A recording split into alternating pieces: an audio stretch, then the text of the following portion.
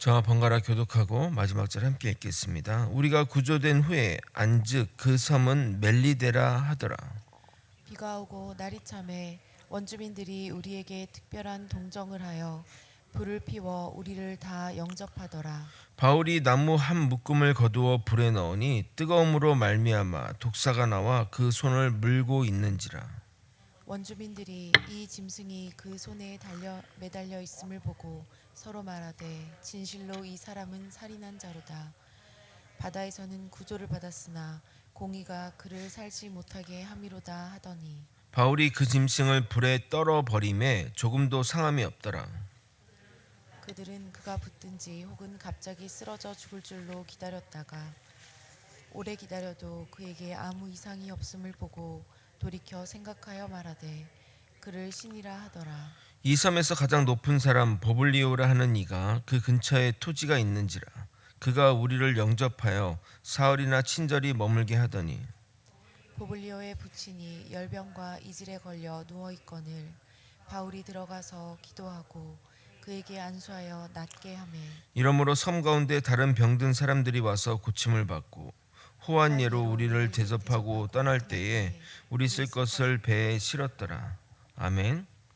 강한 풍랑에 어디로 가는지 모르는 채 살 희망마저 사라져 버렸던 배 안에 사라진 배 안에서 제수인 사도 바울이 일어났고 그는 조용히 나아가 우리가 나아갈 길을 제시하였습니다.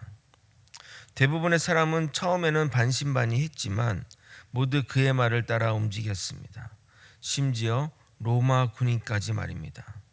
궁지에 몰렸으나 지푸라기라도 잡는 심정으로 따른 것이 아니라 설명할 수 없는 권위에 압도되었던 것입니다. 그의 말대로 배는 어느 성에 도착하게 되고 배 안에 있던 276명의 사람들은 한 명도 다치지 않고 다 구원받게 됩니다.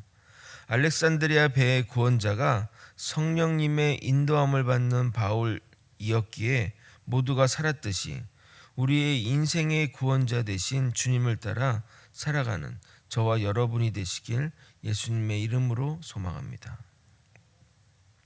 오늘은 정박한 섬에서 일어나는 작은 에피소드를 다룰 예정입니다. 다음 주가 되면 사도행전이 마쳐질 것인데 7개월 동안 이 사도행전을 했습니다. 그래서 그냥 제 생각에는 새벽 예배 나오시는 분들과 함께 작은 잔치라도 하면 어떨까 이런 생각을 했습니다. 이후에는 고린도후서 강해를 할 예정이니 기대하고 함께 했으면 좋겠습니다. 섬에 도착해 보니 그 섬은 멜리데 섬입니다. 이 멜리데 섬의 현재 이름은 몰타로서 시실리 섬 남쪽 100m 지점에 있는 섬입니다. 100km 지점에 있는 섬입니다. 지도를 보시면 미항에서 출발한 배가 매우 긴 거리를 표류해서 도착했음을 알 수 있습니다. 이 섬은 로마의 식민지로서 로마의 많은 태역 군인들과 가족들이 이주해서 정착하였고 그로 인해 나름 번영을 누리는 섬입니다. 그런데 멜리데 섬의 이름이 참 의미가 있습니다. 멜리데는 그곳에 정착한 페니키아인들이 붙인 섬의 이름인데 가나안어로 피난처라는 의미입니다. 그래서 1절이 의미 있게 다가옵니다. 1절 읽어드리도록 하겠습니다. 우리가 구조된 후에 안즈 그 섬은 멜리데라 하더라. 구조되어 보니까 그 섬이 피난처더라 라고 말할 수 있는 겁니다. 멜리데 섬은 바울과 그 일행들을 위해 하나님이 준비하신 피난처였던 것입니다. 이 멜리데 섬은 로마의 식민지가 되기 전에는 페니키아인들이 살던 곳으로 그들이 그 섬의 원주민입니다. 원주민이라는 헬라어 단어 바르바로이는 야만인이라는 의미도 있고 다른 사람들이 이해할 수 없는 외국어를 사용하는 사람이라는 뜻으로도 쓰입니다. 그들은 자신들의 언어 페니키아어를 사용했기에 그렇게 부른 것으로 여겨집니다. 페니키아 원주민들은 난파된 배에서 내려 섬으로 들어오는 그들을 보았고 비도 내려서 추웠기 때문에 따뜻하게 하고자 불을 피워 그들을 맞아주었습니다. 불을 더 돋구고자 사도 바울이 나무를 집어 불에 넣었는데 그 나무 안에 독사가 있었던 겁니다. 모닥불의 뜨거움에 독사가 튀어나오며 바울의 손을 물고 얼마 동안 매달려 있었습니다. 당시 헬라 지역에는 바다의 풍랑을 피해 해안에 표류한 살인자가 독사에 물려 죽는다는 내용의 유명한 시가 있었기에 그들은 그것을 보고 사도 바울이 살인자로서 심판을 받는다고 생각한 것입니다. 특히 그는 제수의 복장을 하고 있어서 더욱 그렇게 생각한 것입니다. 4절을 읽어드리도록 하겠습니다. 원주민들이 이 짐승이 그 손에 매달려 있음을 보고 서로 말하되 진실로 이 사람은 살인한 자로다. 바다에서는 구조를 받았으나 공의가 그를 살지 못하게 함이로다 하더라. 독사에 물리게 되면 얼마 안 있어 독이 온몸에 퍼져 발작을 일으키거나 쓰러지거나 해야 되는데 사도 바울은 너무나 정상적이었습니다.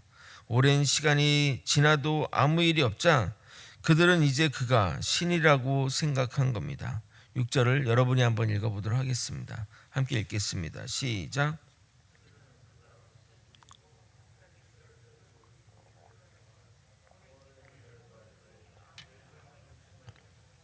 돌이켜 생각하여 말하되 그를 신이라 하더라. 살인자에서 신으로 급격한 신분의 변화입니다. 일부 학자들은 그 뱀이 독사가 아니라 그냥 뱀이었기에 그렇게 된 것이 아닌가 말합니다. 그러나 원주민들이 독사를 몰라볼 리 없고 의사 누가의 기록이기에 더욱 그 뱀이 독사임을 신뢰할 수 있는 것입니다. 왜 사도 바울이 독사에 물렸어도 살아났을까요? 이유는 간단합니다. 사도 바울은 무조건 로마에 가야 하기 때문입니다.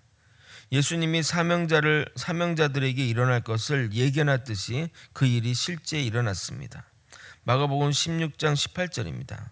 뱀을 집어 올리며 무슨 독을 마실지라도 해를 받지 아니하며 병든 사람에게 손을 얹은즉 나으리라 하시더라. 276명의 사람들은 섬에서 겨울을 지내게 되었는데 그 섬의 가장 높은 사람인 보블리오라고 하는 자가 바울 일행을 불러 사흘이나 친절하게 대해 주었습니다. 그가 원주민의 추장인지 아니면 시실리 총독의 특사로 와 있는 관료인지 정확하게는 알 수 없으나 제수인 바울이 가장 대접받는 이상한 상황이라고 하겠습니다. 그러나 보블리오가 그를 부른 목적이 있었습니다. 바로 자신의 아버지 때문입니다. 학자들은 그의 부친의 질병이 말라리아와 아메바성 이질로 합병증을 앓고 있다고 분석합니다. 의사 누가가 있었음에도 사도 바울은 그를 위해 기도했고 하나님은 즉각적인 치유로 응답하셨습니다. 이것 또한 마가복음 16장 18절의 말씀대로 병든 사람에게 손을 얹은즉 나으리라 하는 말씀이 이루어진 것입니다. 당연히 섬에 병든 사람들은 그들에게 몰려왔고 사도 바울이 기도하고 누가가 치료하고 했을 것입니다. 결국 고침을 받은 그들은 배를 고치는 일도 도왔을 것이고 그들에게 식량을 제공하며 그들의 겨울나기를 도왔을 것입니다. 여러모로 나머지 사람은 바울과 그 일행으로 인해 도움받게 된 것입니다.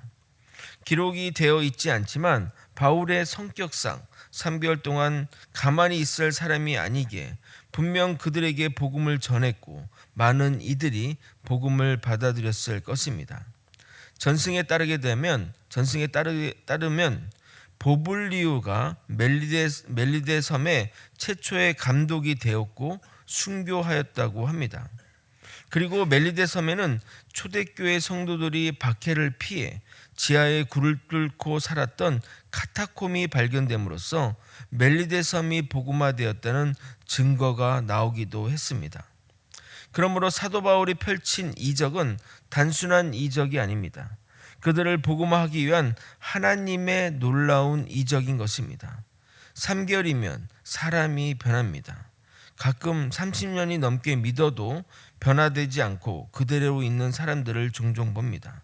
여러분, 3개월이면 충분합니다.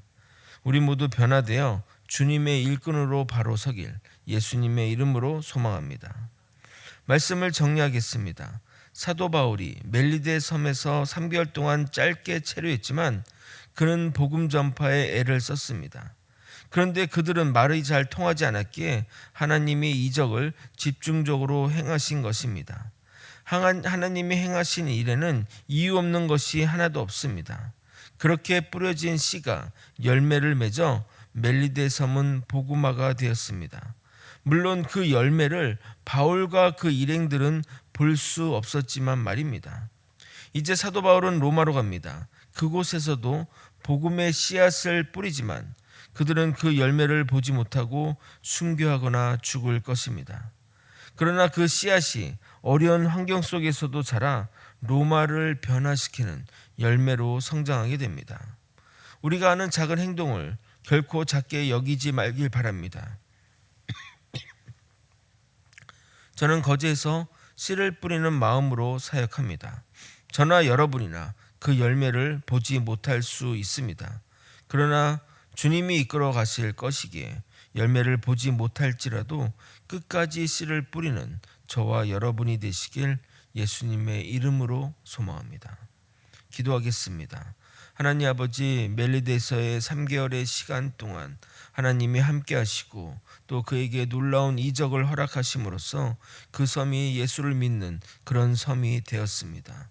아버지, 씨를 뿌리고 또 열매를 맺기를 간구하오며 하나님의 뜻 가운데 살아가는 우리 모든 사람들이 될 수 있게 이끌어 주시옵소서.